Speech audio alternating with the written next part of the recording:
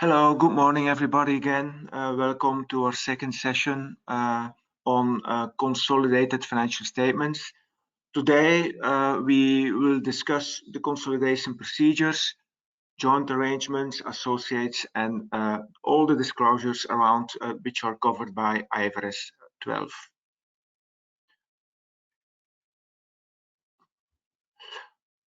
Like last time, everybody is muted. 1.5 hours, so we will end the webinar by 12:30. You can ask the questions through the question tab or chat tab, and afterwards there will be a poll. Please complete that. That really helps us with your feedback. And afterwards, the webinar will be made available. As you know, the webinar of a month ago, the first session where we have discussed. Control. What is control? This is already available on our website. The slides are also available, the full deck, in the handout section. And like last time, you see it also on the screen, the speakers of today, myself, we have Thijs de Smet, a manager, and Evelien Reinebo, also a manager, which have significant experience in IFRS and consolidation, which is the topic of today. I will stop sharing my camera so we can start the session. All right, consolidation procedures. We discussed last time, when do I have control or do I don't have control? When I have control, I need to apply consolidation. And what are the procedures? IFRS 10 does not explicitly tell you how to consolidate exactly in full detail. They explain you the basis principles. To learn how to consolidate, we need to have another session. There's a lot of good books available, how to consolidate and what to do with all the different types of situations. But let's go to the main principles that are discussed in IFRS 10. First of all, of course, you need to eliminate the intra-group transactions. That's obvious. In intra-group transactions, which are based on the P&L, sales, cost of sales, can be assets versus liabilities, but of course also your investments or your intra-group transactions, which are, for example, which are sales and which are covered, the margin is in stock. All this needs to be eliminated. You need to have uniform accounting policies. So every subsidiary that you consolidate should have the same uniform accounting policy. So there is really need to have a consolidated accounting policies, accounting manual, where everybody will apply the same principles. If that's not the case, you need to convert the subsidiary with other accounting policies to the uniform accounting policies that you need to apply. You will have possibly subsidiaries within a foreign operation which have a functional currency which is not, for example, euro, but US dollar, British pound, or every other functional currency. CTA, you will translate it based on certain principles. You will translate assets based on closing rate, P&L based on average rate, can be the month average rate, can be the yearly average rate. And certain items you will use historical rates. That all will create currency translation adjustment or currency translation differences, which are recorded in other comprehensive income or loss. It can be negative or positive. Important to know, CTA can be recycled when you dispose the subsidiary. And also, you need to allocate certain CTA to the non-controlling interest. About non-controlling interest, we will discuss that in a few slides later. But there you need to allocate it. This is not what we see is not always the case. Also important is that when are you going to include the numbers or the financials of a new subsidiary of an acquisition? And this is always at the date when you have obtained control, the date of acquisition that you have defined in IFRS 3. If there's a logbox or whatever that says, or in the contract you say, well, you share in the results as from the 1st of January, but really you obtain control at the 31st of March, that's 31st of March is the date of acquisition. Everything else can be with the logbox can be adjusted through the consideration then, if necessary. Reporting dates. So every subsidiary need to have the same reporting date, 31st of December. If this is not the case, or it's impractical to bring a subsidiary to the same reporting date, because it, for example, the work to do is not in line with the impact, for example, you can include subsidiaries which have another reporting date, which is maximum 3 months earlier or later. So it can 31st of December can be 31st of latest or earliest 31st of September or 31st of March at the latest. What is important, even if you have different reporting dates, the standard requires you to adjust the significant transactions in the 3 months between the reporting date of the subsidiary and your consolidated reporting date. So if there would be significant transactions, for example, an acquisition done, for example, a significant new loan, financial liability that has been recognized, this may have to be adjusted also. Okay. Another important thing also is potential voting rights. You can obtain potential voting. We discussed it also as part of control, and you can consider potential voting rights in your assessment whether you have control or not. And that's what we discussed in the first session. What is important while you consider it and takes into account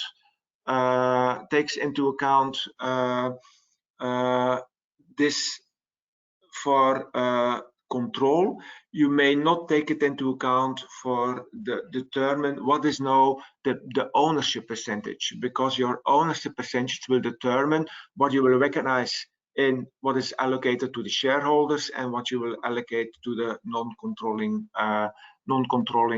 interest. I see already some questions coming that the handouts of part 2 are not available. I thought I uploaded them, but I will upload it within a couple of minutes. It will come. I apologize for that. So potential voting rights, normally they do not affect how you allocate your net assets to or your equity to parent and to non-controlling interests. You only allocate those when you have access to the returns associated with the ownership interest. For example, I have 60-40% control of 60%, an ownership, a non-controlling ownership, non-ownership percentage of 40%, but I have rights on the 40%, for example, a call option that is exercisable, where I have determined, well, let me explain the example 50-50. I have a call option on the 50% non-controlling interest exercisable because I determine that, okay, I have then control. For the purpose of this exercise of non-controlling interest, you will allocate still 50% to as non-controlling interest, even if you have decided that I have control. There's one exception, and that because of the rights you have obtained contractually, for example, through the call option, for example, through other contracts, that results that you with the 50% have access to returns that are associated with more than the 50%. For example, I have contractually have the right up to all the dividends need to be allocated to entity A, who has 50%, my parent, who has 50%. All the dividends need to go there. The non-controlling interest does not have any right to any dividends. This may be an example, for example, where you could recognize an NCA, for example, or where you could recognize an NCA of 0%, because the NCA does not have right to any returns affected with the ownership, their ownership interest of 50%. This can also happen when you have preference shares. Preference shares may have certain rights additional rights beyond the ordinary shares, for example, a fixed return. This may result in a fact that you may allocate more, less, for example, less percentage, less NC than you would do based on the ownership interest. But those are really exceptions. In general, you use what is my ownership interest, and you do not consider any call options, put options, or whatever. There's a second exception, and those are the written put option. When you see it often that you have written a put option on the non-controlling interest, meaning I have, as a parent, I have the obligation to acquire, to purchase those options, and the right is with the non-controlling interest that can sell at a certain exercise price their options. In that case, you may end up in the accounting, but I will come back on that a bit later. You may end up in an accounting where you will recognize no non-controlling interest when you have a written put option on the full non-controlling interest. I think we have discussed this in our session on IFRS 9. It was last year on IFRS 9 where we discussed the accounting for written put options, because there's no clear guidance in the IFRS 9 or IFRS 10 about that, and there's certain possibilities that you can apply. But the most common one is that you do not recognize NC, everything and equity allocated to the shareholder, and you will recognize a financial liability which represents your obligation under the written put option. Non-controlling interest. So, of course, I have a non-controlling interest of, for example, 25%. I will allocate the profit and loss and each component of comprehensive income, so including the CTA, to the non-controlling interest. So I will allocate the 20% of profit and loss, 20% of the other comprehensive income, the movement, to the movement on my NCA, and that's an important thing. This all really is important that you set it up correctly in your consolidation system, that your consolidation system is really doing that for you. But I think most of the consolidation software can really do that correctly.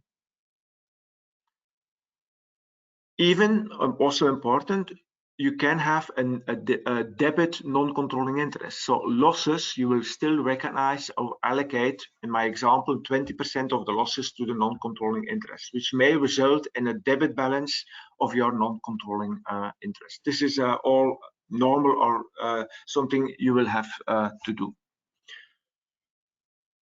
Also important, what I already explained, are the preference shares and the cumulative preference shares, whether or not who owns the preference shares. Is it a non-controlling interest, or is it those that the parents, or it can be a mix. So you will have to consider in the allocation the cumulative preference shares that are cumulative, meaning cumulative even if I cannot pay the return or the dividend this year because I have a loss, you earn a cumulative right to obtain the dividends. For example, the next time you make profit, you need to allocate dividends 2 times from prior year and this year. So this is the cumulative principle. This you will have to take into account and determine the share of the profit or loss allocated to the parent and to the non-controlling interest. So you will have to adjust it, of course. It's possible that the percentage of the non-controlling interest changes. This is if there's no change in control. I have before the transaction and after the change in non-controlling interest percentage, I still have control before and control after. This is always an equity transaction, meaning that it's not possible to recognize any gain or loss into the P&L on that. When I have sold, for example, I have 100% and I have sold 25% to because of a management buyout or buyout. It's not a buyout, but I allocated 25% to my managers. They obtain now 25% of the company. I have sold it to them for 1 million, and my net book value of the 25% based on the equity is, for example, 750. So meaning I would have a gain of 250, 1 million minus 750.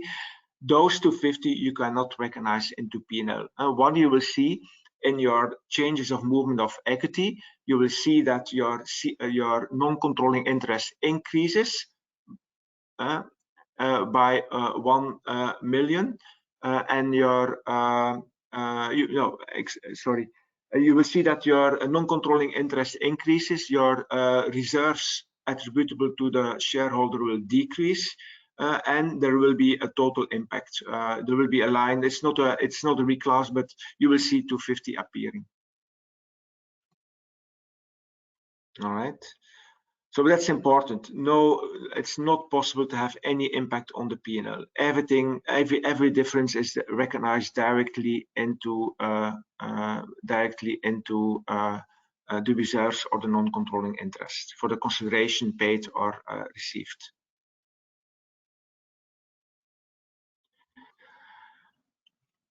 Non-controlling interest, that's presented in equity, so it's part of equity anyway. Part of equity. So it's different to those who are familiar with Belgium GAAP. It's different in Belgium GAAP. Belgium GAAP, it's not part of equity. Non-controlling interest can only, with an exception, be classified as a financial liability, but that's, for example, in the case of a written put option. So the NC will be, I will recognize 100% equity allocated to the shareholder, and I will recognize a financial liability for the 25% obligation that I have to acquire the 25 interest from the non-controlling interest. How do I measure non-controlling interest? This is dealt with in IFRS 3 business combination. This was a session or a webinar that we have, I think, done in 2020. So those are also available on our website. And there's two options. Either it's your proportionate share in the net assets acquired, or it can be at fair value. Fair value is not necessarily I acquire 85% for 1 million. So you do the rule of 3 and I allocate and I determine my fair value. This is not always correct because you need to adjust for a non-controlling interest does not have a control, and a control will result in a control premium. Somebody is, for the 1 million, they're willing to pay more because they obtain control. So you will have to do some adjustments to obtain the fair value of the non-controlling interest. But I think this is part of an other webinar that we already provided in 2020. Subsequent measurement, very easy. It's your proportion. I have 25% of profit or loss. I will allocate it to NC. 25% of other comprehensive income. I will allocate it to NC. Based on your existing ownership interest, with the exception that I already explained. When you have direct, already immediate access to the returns, which are more than your ownership percentage, or then you will have another percentage that you can apply. Also important, when you incur transaction costs in acquiring NC, and you have paid, for example, there was a due diligence done, or I've paid fees to lawyers to draft the contract. Those transaction costs are deducted from equity, or not expensed as incurred. Maybe something that's important to know. Okay.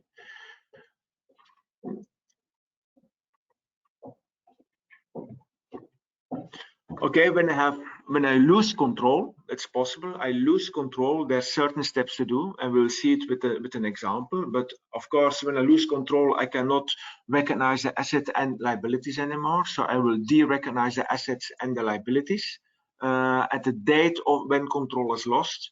This is not 1st of January necessarily. It can be at the date when I lose control. So it may be that in the P&L, for example, you will recognize still up to 9 months of sales, cost of sales, and everything else, and I lose control at 1st of October, then I will de-recognize everything. And I will also de-recognize any carrying amount of any non-controlling interest that I already have when it's lost. What I will recognize is then the fair value of the consideration that I receive. I sell, for example, 60%, I dispose of 60%, and I get a consideration for that. Can be in shares, can be non-cash, can be cash. I will recognize the fair value of that.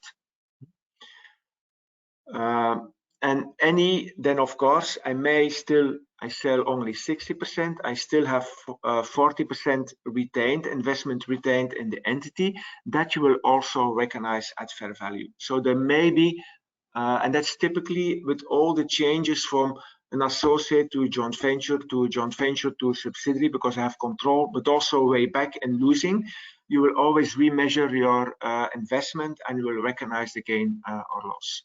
But I will show you that in an example in the next slide. I will reclassify everything what is required in other comprehensive income related to the subsidiary.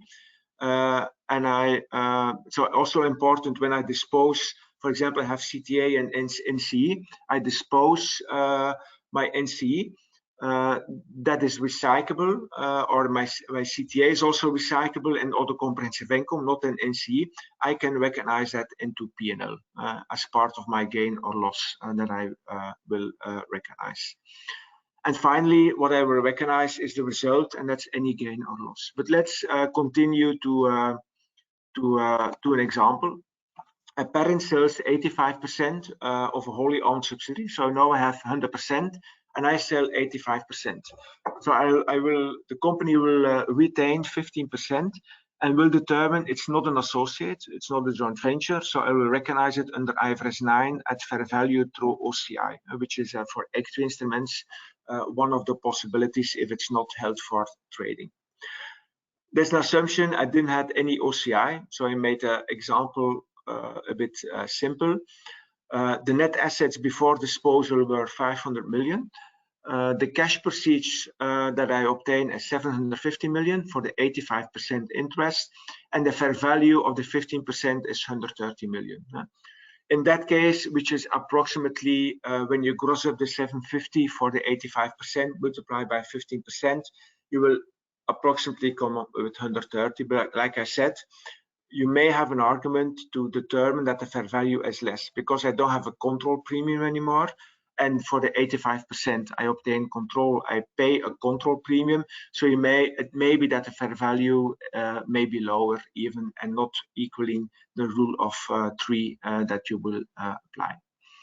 So what I will recognize, the fair value of my interest retained, 15%, 130 million. I will recognize the 130 million.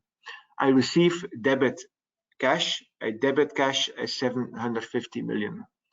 I will dispose of the net assets of the subsidiary, which I have now in my books, 500. I will dispose them. So I will credit the 500 net assets. And the remaining difference will be the gain or loss. So the difference between 130 plus 750 minus 500, this is really the gain, which is 380. So how do we now need to understand the 380? So let's look in that a bit more detail. It's very simple. It consists of two components. The first component, which is obvious, which many people will come up with this number. I sell for 750, and 85% of my net assets, 500, is 425. The difference between what I obtain, the consideration I obtain, 750 cash, and the 425, 325, that's my gain on disposal. This is certainly component one, but there's another component, meaning because you need to recognize the fair value of your remaining interest, in that case, the 50% at fair value. So when I look at that, what's my gross up on that? I will recognize it at 130. That was a fair value assessment of the 50%, but 50% based on the net assets of 500 million only represents 57. So there's already a gross up done on my remaining interest of 55. So before losing control, it represented 75% in my consolidated financial statements. And after losing control, I will recognize it at 130. So there's a gross up of 55. The 55 add up with the 325, come up with 380. And that's my gain recognized on losing control of my subsidiary. And finally, my last slide, that's a bit more complex, and we have covered that extensively also in our session on IFRS 9. I think it was the second session that was even end of 2020 already. Again, everything is available on our website, and there you have to determine, well, do I need to treat it as under IFRS 9 and at fair value through P&L, or can it be an equity instrument under IAS 32? So a couple of considerations here is a first question you need to ask: do I have currently present access to the returns associated with the ownership interest that allocates, that is the NC? For example, again, I have 75% and 25% NC, but do I have access to the returns of the 25% NC? If the answer is yes, you may consider these potential voting rights already in determining your percentages of NC. In my example, I have rights to the returns of the 25%. Those who legally owns the 25 don't have access to those returns. In that case, I will not have any NC. I will recognize 100% and no NC. When it's not the case, which is most of the cases, honestly, because you need to have present access, will go through contractual, and you will have to deal with preference. It will be a complex different types of shares that you will have with different rights and obligations, a different shareholder agreement, for example. But in most cases, it will be treated under IFRS 9 and IAS 32. So when I have purchased a call option, or have purchased a put option, a right to sell or a right to buy, a right to buy, call option purchase is right to buy, a call option bought is a right to sell, which is the contrary of a written put option, for example. So only considering the right, I may end up with a financial asset, because I have a right. It can only be a financial asset, no financial liability. You will measure it at fair value through P&L. For example, if the call option that I obtained is not the rule fixed to fix, meaning there's no fixed number of shares that will be obtained for a fixed amount. If it's not meeting the fixed to fix rule, it's always at fair value. It's always at fair value under IFRS 9. And then it can have fair value through, because it's a derivative, it's always at fair value through P&L. What I will do, I will recognize fair value changes. That will be my financial asset. And upon exercise, I will allocate it to the consideration paid. I have obtained, for example, the 25% in my example. That's my exercise price, 1 million. 1 million will be part of the consideration you have paid in determining. So that will go through your equity statement, not in P&L. When it lapsed, then it's not exercised. Then you will recognize the fair value through your P&L. In most cases, because of fair value changes, if it's in the money, you will exercise it. If it's not in the money, fair value will be close to 0 or 0, so there will be no impact in the P&L, but can happen if there are other reasons not to exercise.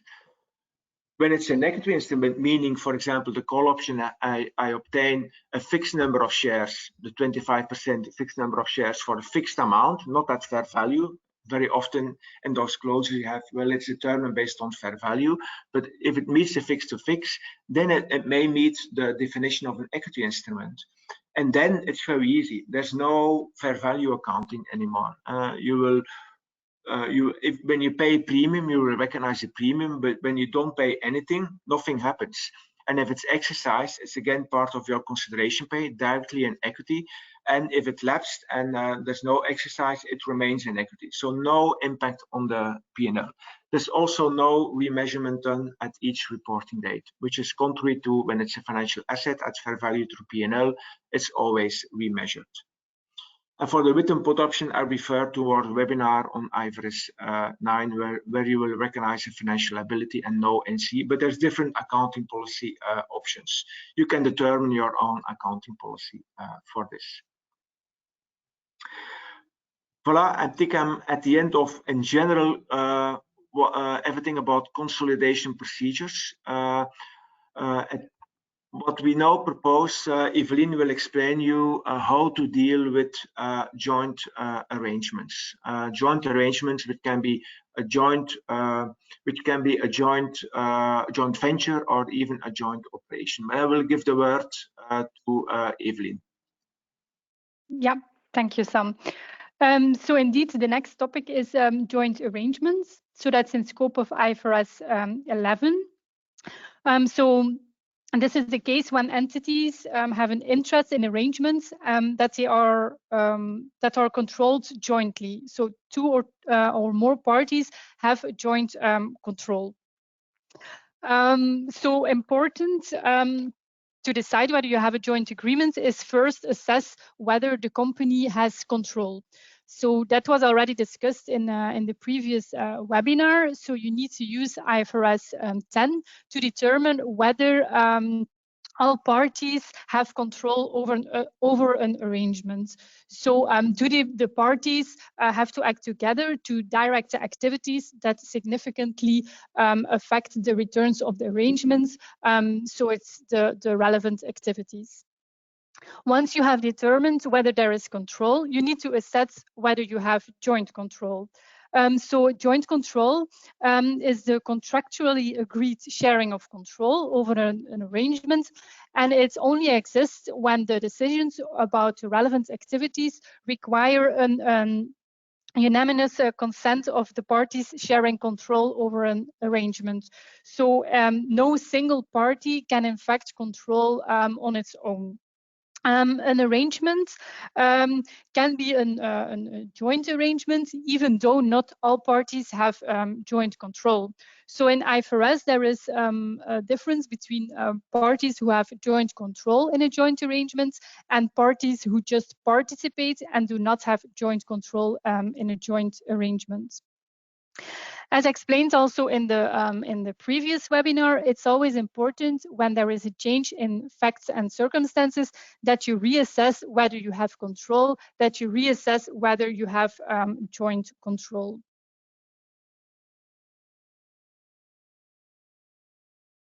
As Sam already explained, depending on the rights and obligations that you have, you can have a joint venture or a joint operation. So a joint venture, in that case, the joint venturers have the rights to the net assets, while in a joint operation, the joint operators have the rights to the assets and the obligations for the liabilities. So in case of a joint venture, the joint venturers will recognize the interest in a joint venture as an investment and shall account for that in compliance with IAS 28, so with the equity accounting that will be discussed later on in this webinar in more detail. Then in case if you have a joint operation, so then you will direct the rights and obligations of the underlying assets and liabilities.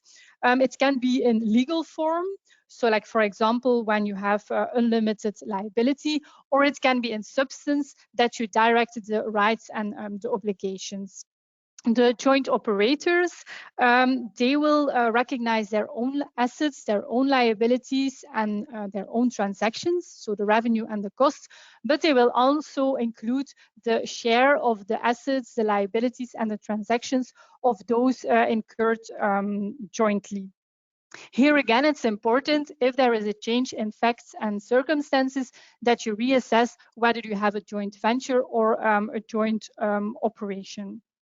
Sometimes it can occur that parties are that they have framework agreements for undertaking one or more activities, and in that framework agreement, different joint arrangements are in fact described to deal with specific activities. So even though there is one framework agreement, it's possible that there are differences in the parties' rights and obligations. So it's always possible that a joint operation and a joint venture that they coexist because you have in one framework agreement different activities and sometimes different rights and obligations. On this, quick. on this slide, you see like several tests and several questions to determine whether you have a joint venture or whether you have a joint operation. So the first question will be, do you have a separate vehicle? So a separate vehicle is a separately identifiable financial structure, including separate legal entities or entities recognized by the statutes, regardless of whether those entities have a legal personality. And so the definition of a separate vehicle is much more, is broader than just like an entity. So for an example of a separate vehicle can be a business unit, or it can be a combination of two business units which are in two separate entities. So it's more than just an entity. So in case you have a separate vehicle, you need to go down in the flow, and you need to raise additional questions. In case you do not have a separate vehicle, then you already know that you are in a joint operation. But let's assume we have a separate vehicle. Then the next question is about the legal form. So then we need to look, okay, does the legal form of the separate vehicle, does it give the parties the right to the assets and the obligations for the liability of the arrangements? So there it can be, so in case the separate vehicle works on its own and the assets and liabilities held in the separate vehicle are the assets and the liabilities of the separate vehicle itself, and not the assets and liabilities of the parties. So in case your answer is no, then you go again down in the flow, and you need to raise an additional question. In case based on the legal form, the parties have the rights to the assets and obligations, then you know that you are in a joint venture. But let's assume here, okay, the legal form does not give the rights to the parties. Then there is still a possibility that you can end up in a joint operation. So then you need to go to the third question. Do the contractual arrangements maybe give the parties the rights to assets and obligations for liability? So sometimes, even though the legal form does not give those rights, there is a contractual arrangement which refers or modifies the rights and obligations based on the legal form. So here again, if in those contractual arrangements, the parties have the rights to the assets and the obligations for the liability, if your answer is yes, you have a joint operation. If your answer is no, a fourth question needs to be raised. So then you need to look at the other facts and circumstances. So then you need to look, do the parties have the rights to substantially all economic benefits of the assets? And does the arrangement depend on parties on a continuous basis for settling the liabilities? If that's the case, nevertheless, you end up in a joint operation. If that's not the case, then you can conclude that you have a joint venture. But in the next slides, based on some examples, it will become much clearer how these several questions need to be assessed. So the first example, so we have entity A and entity B. Together, they have a joint agreement, which is structured through a separate vehicle, and that's the entity C. So we know already, okay, it's a separate vehicle. So the reply on the question, is it a separate vehicle, is already yes. So we know it's not a joint operation. We need to go to the second, the third, and the fourth step. We need to assess those ones to see, do we nevertheless end up in a joint operation, or do we have a joint venture? In this case, in the legal form, it is already stated that the parties A and B, that they have the rights to the assets and that they have the responsibility for the liabilities. So on that question, our answer is yes. So we go to the right of the scheme. So I will go back. So the separate vehicle, yes, we go downwards. Does the legal form give the parties the rights to the assets and obligations for liability? In this example, it was yes. So we go to the right, and it's a joint operation. So that's this example.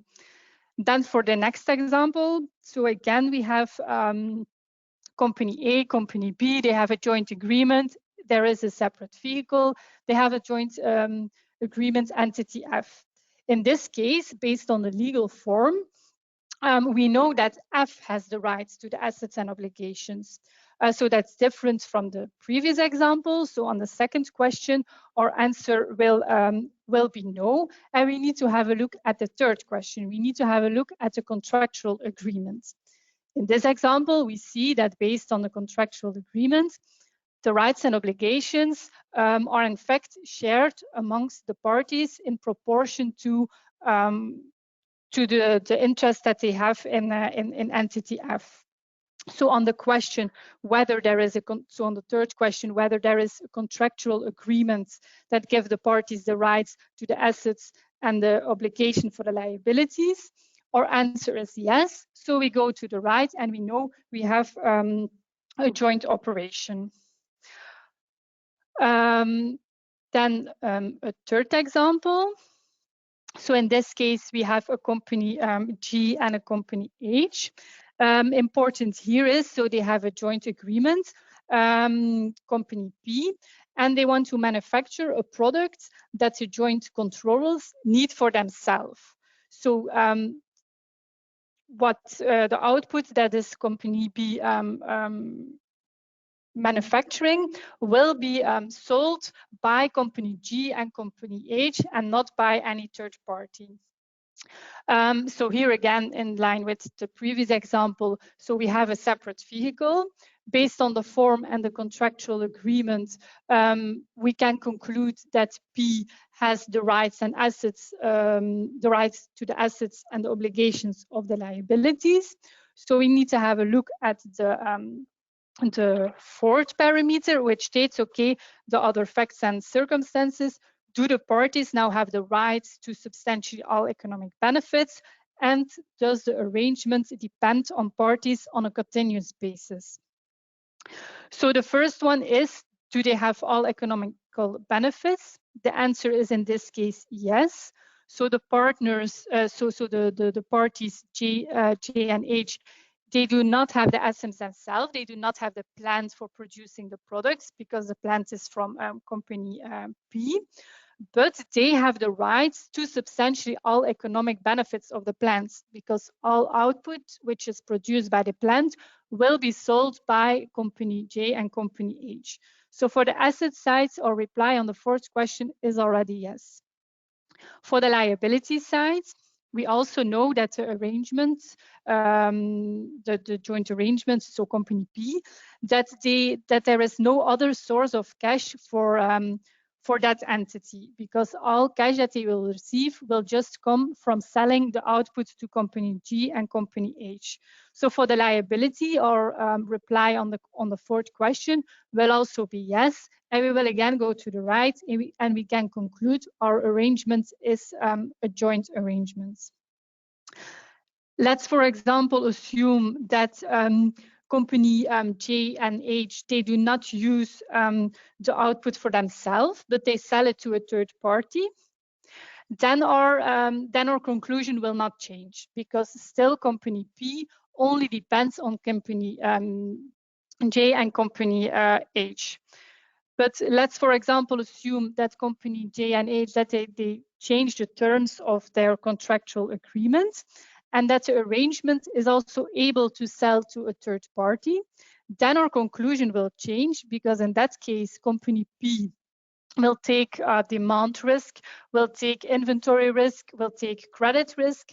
And in that case, the both parties, J and H, they will no longer substantially have all benefits of the assets. So we will fail on that question. Our answer will be no. And the arrangement will become a joint venture. So that's what I also meant before. It's always important that if facts and circumstances change, that you reassess because your conclusion can become different over time. Then I have here a fourth example. So we have, again, company, so we have J and company K. and together they have the separate entity column L, column entity L. And entity L is created to develop and operate a gas field and a liquefied natural gas facility. Again, same situation, there is a separate vehicle. So the answer on the first question is yes. Based on the form and the contractual arrangement, we know that company L has the rights to the assets and obligations of liability. So on the second question and the third question, we end up with the answer no. And we have a look at the first question. So in this case, what's also important is that the company L has entered to finance the development costs. It has entered in a financing arrangement with a syndicate of lenders. And in case company S is failing in repaying the loan repayments, then there is a recourse to the parties J and K. But once the facility, so that's only in if the company S is company L, sorry, is failing in the development phase. So once the facility is really in production, then the parties do no longer need to recourse, and it's up to the company L to make the repayments. Because once a facility is in production, then it is assessed that the cash inflows that are generated by the sales will be sufficient to meet the loan repayments.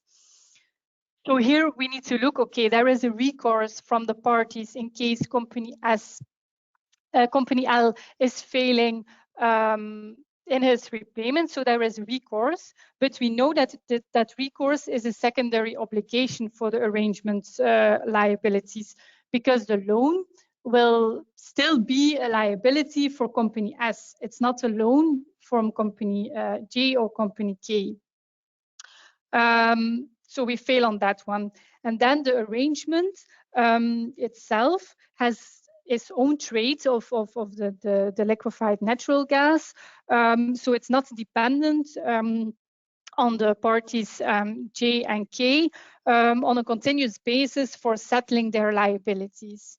So here on the first question of the assets, the asset test, we fail, but also so not substantially all economic benefits of the assets go to the parties J and K. And on the liability side, we also fail because the arrangement has its own trade and also depends on other factors. So here on the fourth question, the answer is twice no. So we end up in the total scheme, we end up in a joint venture. So then the next topic is about the associates. So that's in scope of IAS 28. So an associate is an entity over which the investor has significant influence. And significant influence is the case when you have a power to participate in financial and operational policy decisions of an investee, but you do not have control or joint control over this policy. And the threshold which is used is 20% of the voting power. So the 20%, it can be directly or indirectly. That threshold is only a presumption. So even if you have more than 20%, it can always be the case that you don't have significant influence. Or even if you have less than 20%, it can be that you have significant influence. For example, if you have a voting power which is much larger than any other party, in total you can have less than 20%, but still you can have significantly influence. Or for example, when you have power to veto significant financial and operational decisions, even though you have less than 20%, we still can conclude that we have significant influence. So it's important to remember the 20%, it's just like a threshold and it's a presumption, but it's not like if you fail or not fail that your decision can be made. You need to look at more factors. When assessing whether an entity has significant influence, you need to have a look at the existence and the effect of the potential voting rights, which are currently exercisable or convertible. So it's important, the word currently is here important.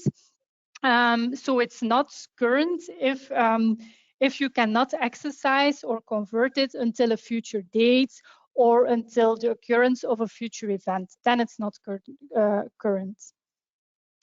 The existence of significant influence is usually evidenced in one of the following ways. So, for example, your representation on the board of directors of an equivalent government body, your participation in policy-making processes, material transactions that you have between the entity and your investee, interchange of managerial personnel, and providing essential technical information.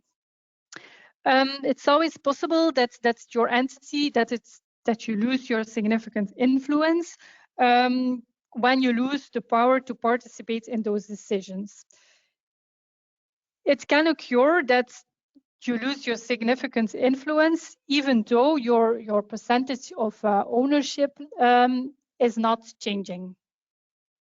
For example, if based on a contractual agreement, there is a change and you do no longer have significant influence. Then the next one, I cannot go to the next slide. Yeah, the equity method. For that one, I will give the floor to Thijs, who will elaborate a bit more on that one. Evelyn, there was a question, but maybe it has been partly answered already. And the question was, but what is now the factor that makes a difference between an associate and between an associate and between a joint venture? So what I think the answer is that you explained what is an associate very clearly. It's you have significant influence, but you don't have control or joint control. But what is joint control? I think, correct me, joint control is that you can block certain decisions. You cannot take your own certain decisions, but you cannot block. You cannot. Sorry, I will repeat. You cannot take your own decisions, but you can block decisions because there are always two parties with your other party where you form your joint control with. Together you can take decisions, but not one party in itself, not alone. And I think that is the difference. Yeah, so you have control when you really can direct activities, while in associates you just participate in a decision, but you can less really direct it, I think. Yeah, okay. And okay, that's clear. And I need to apologize for the slides. I'm not able for the moment to upload the slides, but I will send them after this webinar by email to everybody. I apologize for that. And there was another question, Evelyn, is that what can you repeat once the accounting treatment between a joint venture and joint operation? What is now the difference in your how you account for it? Not when it's a joint venture or joint operation, but how do you need to account for it? But I want to go back to the slides, but I do no longer have control, I think, on the slides. I can go back for you. Let me know which slide. This one? Yeah. So for a joint venture, it will be more like it will be one single line in which you show your investments. So you really do the equity accounting, and that's IAS 28. and which will be now explained in more detail by Thijs, why for a joint operation you really will see the assets, the liabilities, and the P&L. That's, I think, the main difference. Yeah. So it's like I think joint operation is like similar to the old proportional consolidation, where you recognize your interest in each of the asset and liabilities, but it's not proportional consolidation. You cannot call it because it can be slightly different, but it looks like the same. Yeah, I think that's the main thing. But joint operations are rather exceptional. You don't see it so often, but it exists. Joint operations. Okay. Then I think, as the floor is yours, I will give you control also. Okay, great. Thank you. Hello, everyone, from my side as well. In this last part of the webinar, we are going to focus on investees that are consolidated according to the equity method. And then to end, we will also have a look at the disclosure requirements, and we will also see some real life examples of published financials on how the disclosures are built up. Before discussing the equity method procedures and consolidation, we will first shortly discuss when you should account for the equity method investees. So first of all, you have some exemption criteria. These criteria are aligned with the ones for consolidation. So for example, you do not need to account for equity accounted investee if the parent has an exemption of preparing consolidated financial statements. You do also not, or you receive an exemption when the investment in associates are held by VC capital organizations, because they may elect to measure their investment in associates at fair value to profit and loss in accordance with IFRS 9. And you may have some subsidiaries that meet the criteria for exemption. For example, if the entity did not file or is not in the process of filing its financial statements with the Securities Commission, or if the entity's debt or equity instruments are not traded in the public markets. A second way when you do not need to present or apply equity method accounting is when you apply IFRS 5, that is asset held for sale. So it's quite important to note that IAS 28 requires that if an entity applies IFRS 5 to an investment in a joint venture, that will meet the criteria to be classified as an asset held for sale. We will not discuss the detailed requirements for the classifications as asset held for sale in this webinar, but please consider that if IFRS 5 is applicable, you as an investor should discontinue the use of the equity method from the date the investment is classified as an activity held for sale. Instead of applying the equity method, the joint venture will then be measured at the lower of its carrying amount and the fair value less cost to sell. It's important to give you some notice here that if you only consider selling a portion of the investment, then you should still account for the retained part of the investment as with the equity method until the disposal of the portion that was classified as held for sale takes place. After the disposal takes place, you as an investor should consider if the retained interest continues to be a joint venture or an associate, and thus you will continue to apply the equity method, or whether you should account for the remaining interest as a financial asset in accordance with IFRS 9. Then you also can stop using the equity method when you are discontinuing the equity accounted because it ceases to be an associate or a joint venture. This can be in two ways. First of all, you can acquire additional voting rights and shares by which the investee becomes a fully consolidated subsidiary.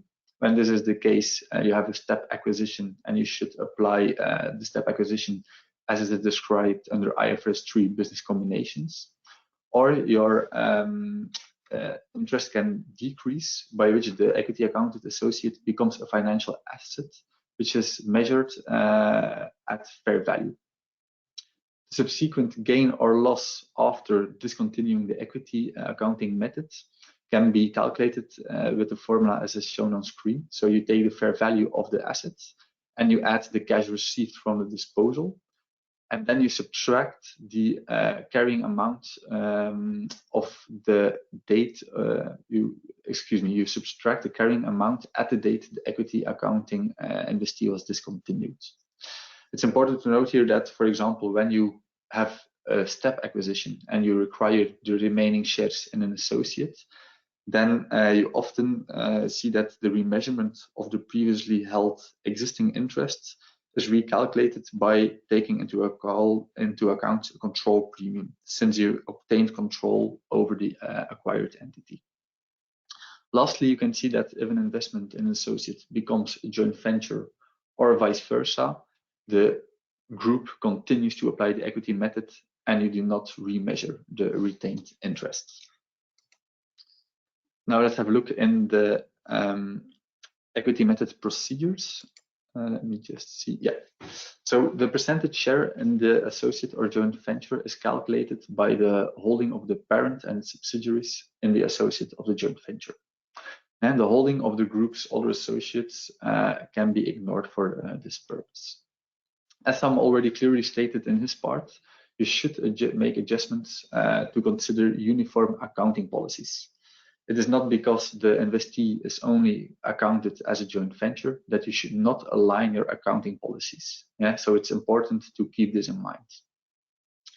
Gains and losses that are resulting from upstream and downstream transactions should only be recognized in the consolidated financial statements to the extent of the unrelated investor's interest in the associate or joint venture. We will make a case on this because in practice we see that this is something that is often forgotten. Yeah. Upstream transactions can, for example, be a sale of an asset from an associate towards an investor. The downstream transaction is the other way around. So you sell an asset to your joint venture. The share of an other comprehensive income of associates is also recognized in the total other comprehensive income. When we acquire an equity accounted investees or a joint venture, we will consider whether or not we should recognize any goodwill. So this is very similar to a normal business combination where you acquire a fully consolidated entity. So we will recognize any goodwill in the excess of the purchase price paid and the fair value of the underlying net assets.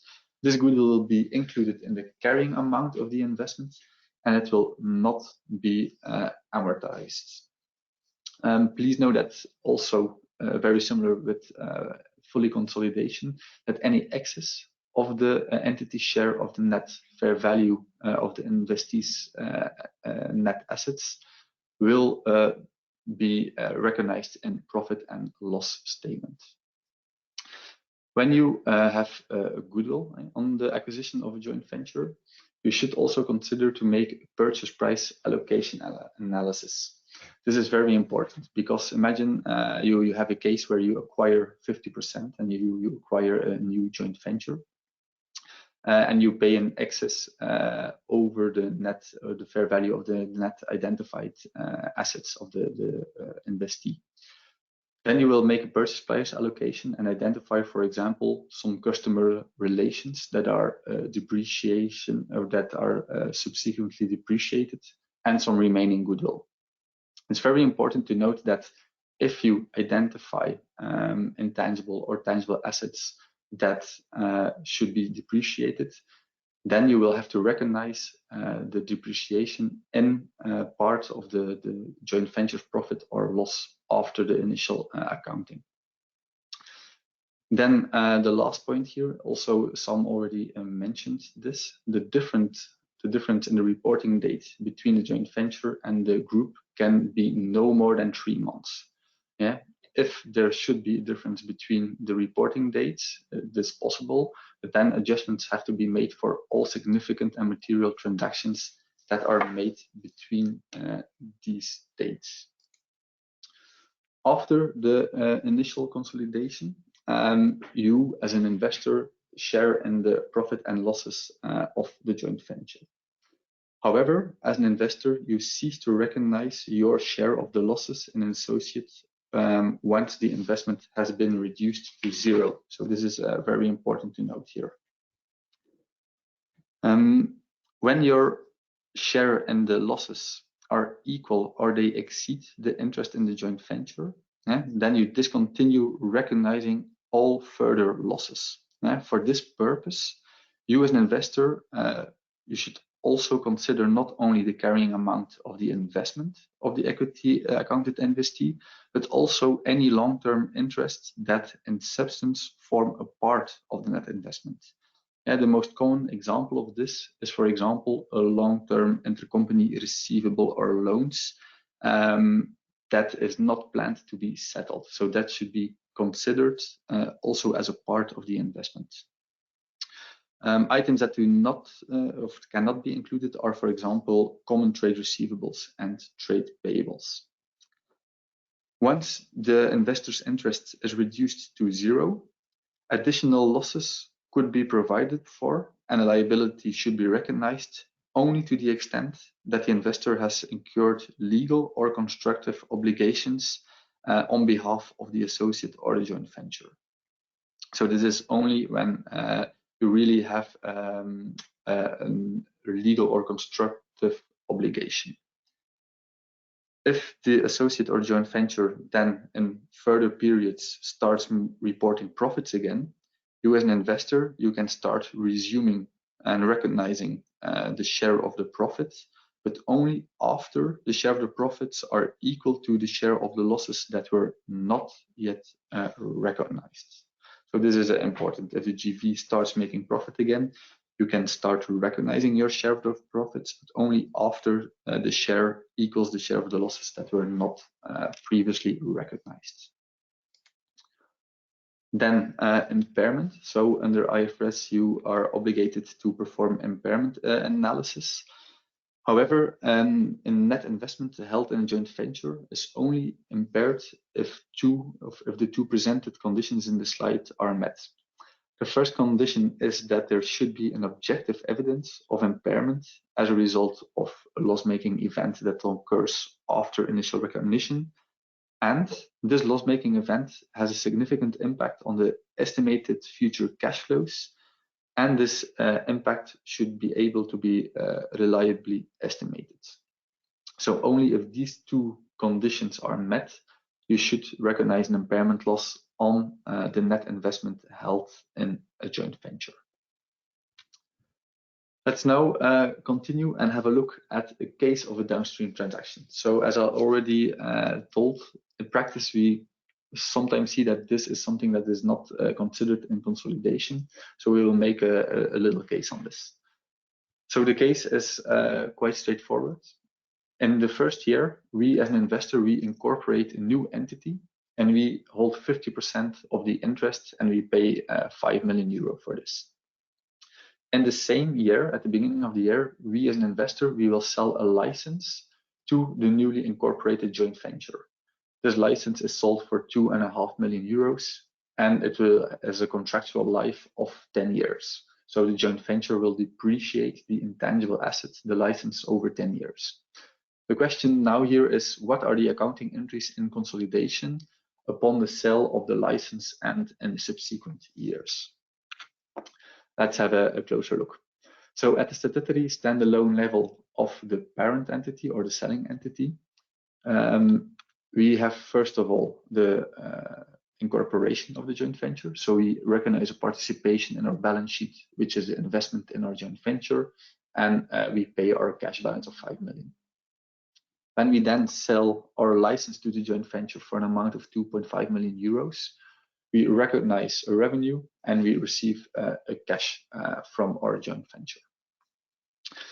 However, in consolidation, we will have to make some corrections. So the first two entries, as shown on the screen, are in the statutory books of the parent entity. At the consolidated level of the investor or parent entity, we will make an adjustment for the sale of the license, because we can only recognize the profit and losses and the financial statements to the extent of the unrelated investor interests in the joint venture. So we hold 50% of this joint venture. So we will reduce our revenue by 50%. So we will debit our revenue for 1.3 million, and we will credit it directly in our investment value of the joint venture. So this is the first correction entry we'll do in consolidation on the moment we sold the license to the joint venture. Then at the end of the first year, we will make a correction entry. So as you can see, we will recognize a revenue. So we will credit our revenue for 125,000, and we will correct it directly again on the investment in the joint venture. The reason why we are recognizing revenue is because the investor-related part of the license can be consummated through either the amortization or through the sale of it to third party. So in this case, the underlying license is depreciated in the joint venture statutory, and we can, in consolidation, recognize the revenue to the extent of the amortization expense. And so I also included the calculation there of the 125,000 euros in credit and revenue. It's 50% of the amortization expense of the joint venture. So the joint venture has a license on its books of 2.5 million, which is depreciated over 10 years. So yearly amortization expense of 250,000. And we, as an investor, we account for this 50% in the result of the joint venture. So we have a depreciation charge of 125. We will then recognize revenue at the same ratio as the depreciation expense is booked. This entry will be repeated each year until the end of the license agreement. So you can see here in the second part, at the end of year 2, we will again recognize revenue for 125,000 euros, which is again a rate of the depreciation expense of the license in the joint venture. And we will correct it directly again on the investment in the joint venture that sits on the balance sheet. Yeah, so year after year, we will recognize our revenue until our initial accounting entry. If I go back here, this is entry 3, until we recognized the entire 1,250,000 euro. When we recognized all revenue, our investment in the joint venture on the balance sheet will be also net zero. So we will unwind everything that we reversed at the beginning of the sale. This is the example of the sale of a license agreement. Please note that the same counts for when you sell, for example, inventory. When you sell inventory from a parent entity or a fully consolidated subsidiary to a joint venture, and you have a margin on this, you should also make a correction entry for this. You can only release the margin when the inventory is subsequently sold to third parties. So please consider this, as we see that this is sometimes forgotten. Then to finalize this webinar, we will have a look at the disclosure requirements. We will quickly go through some points, and then we will show you some real-life disclosures that are published of listed companies. But the disclosures of subsidiaries that held NCI or the joint ventures, you should elaborate on some important things. First of all, you should elaborate the significant judgments and assumptions over the control, the joint control, whether or not you have significant influence, and the type of the joint arrangement. For example, agent or principal relations. Do you have potential voting rights, and so on. You also have to include the investment entity status.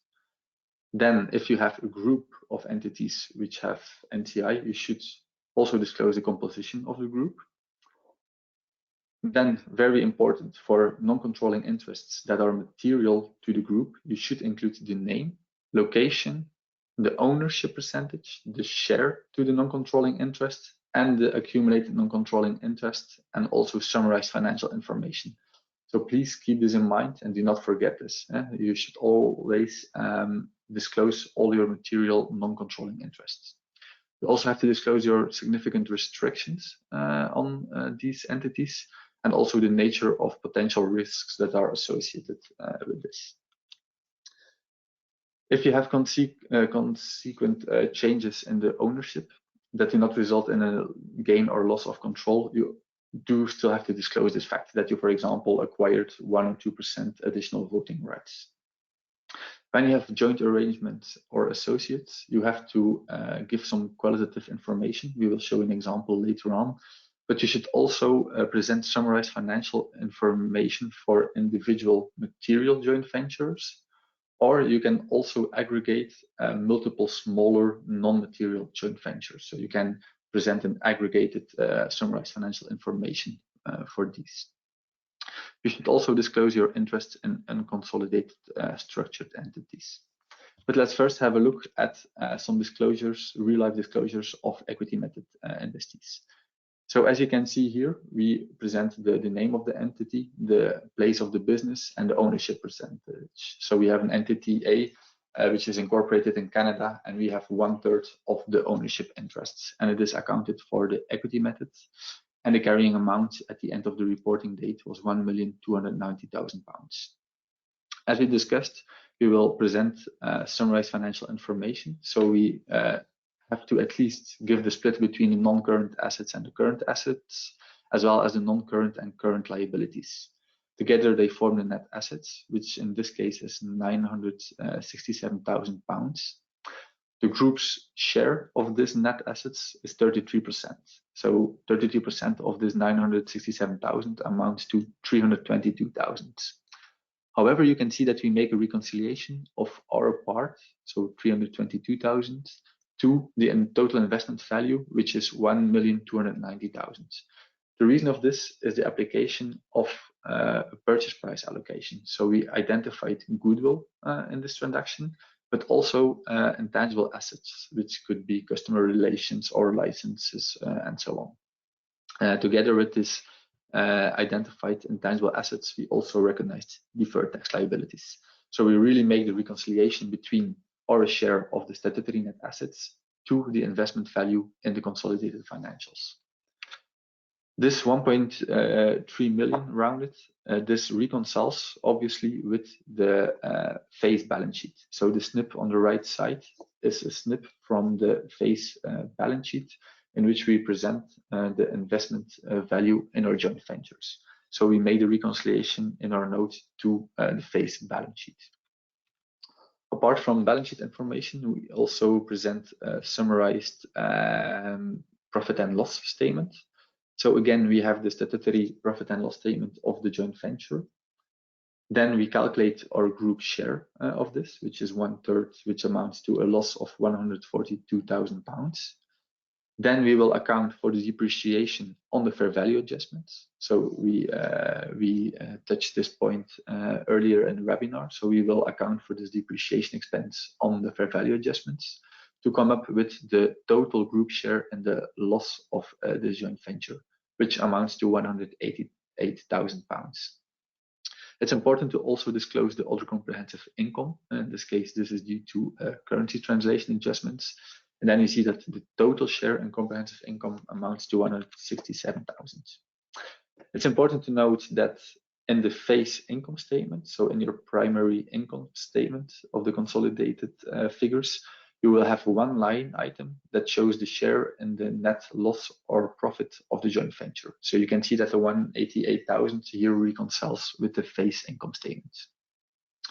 And then to finish it up, you always make a reconciliation of the net investment held at the beginning of the reporting period towards the end of the reporting period. In this reporting period, you can see that we just add our group share and net profit or loss of the year and our other comprehensive income to end up with the £1.3 million. Then lastly, last example of an equity method accounted investee. Here you can see that entity 1 at the end of the 31st of December 21, the entity has distributed a dividend. And you can see that the dividend paid amounts to €7,879,000. We as a group, we own 49% of this joint venture. So in our face cash flow statement, we will see a dividend received from joint ventures and associates that amounts to €3,859,000. So it's highlighted in red, and this is 49% of the dividend that was distributed by the joint venture. So unlike fully consolidated entities in which we do not see anything in the consolidated cash flow, when we receive a dividend from an associate, it will be reflected in the cash flow statement. When we then have a look at the disclosures concerning material non-controlling interests, we have some real-life examples here. So we have a subgroup A that is incorporated in Hong Kong, and the minority interest is 45%. And the total equity attributable to the non-controlling interest amounts to 41,000, and this is equal to 45% of the total equity. As with the disclosure of the joint venture, you can see that we have some summarized financial information here. We have our non-current and current assets, our total equity, and then current and non-current liabilities. As Sam already stated, in the phase balance sheet and equity roll forward, we will express the non-controlling interest on a separate line item. You can see that the non-controlling interest, of course, reconciles between the balance sheet and the disclosure here. Apart from the consolidated or the balance sheet information, we also give summarized profit and loss information. So here you can see that the subgroup A consists out of 5 separate entities in which we have a 45% non-controlling interest, and the total net income attributable to the minority interests amounts to 878,000. Again, you can see that this reconciles with the equity roll forward, so you can recognize the 878,000 over there, but also in your phase income statement. So in the consolidated statement of profit and loss, you will have a separate line item that highlights the net income that is attributable to non-controlling interests. So these should always reconcile. Then in the disclosure, you also add some other narrative information. For example, the other comprehensive income that is due to the non-controlling interests and other significant transactions that are of that held in the reporting year. So this was some information about the disclosure requirements for both joint ventures and associates and material non-controlling interests. And now I will give the floor to Sam, who will give some more information on the upcoming webinars. Okay, thank you a lot, Thijs and Evelien, for the excellent presentations. We are at the end of the seminar. Remember, our next upcoming webinar deals with IFRS 8 on June 30th. Still possible to subscribe, like always. There's unlimited available. There's no limit on the number of people, and also, but this is the same agenda like we showed last time. But the next one is IFRS 8. We will update the recording of this webinar very soon, and I will send you all the slides by email today or at the latest tomorrow. Thank you very much. Have a good day and see you next time. Bye-bye. Bye.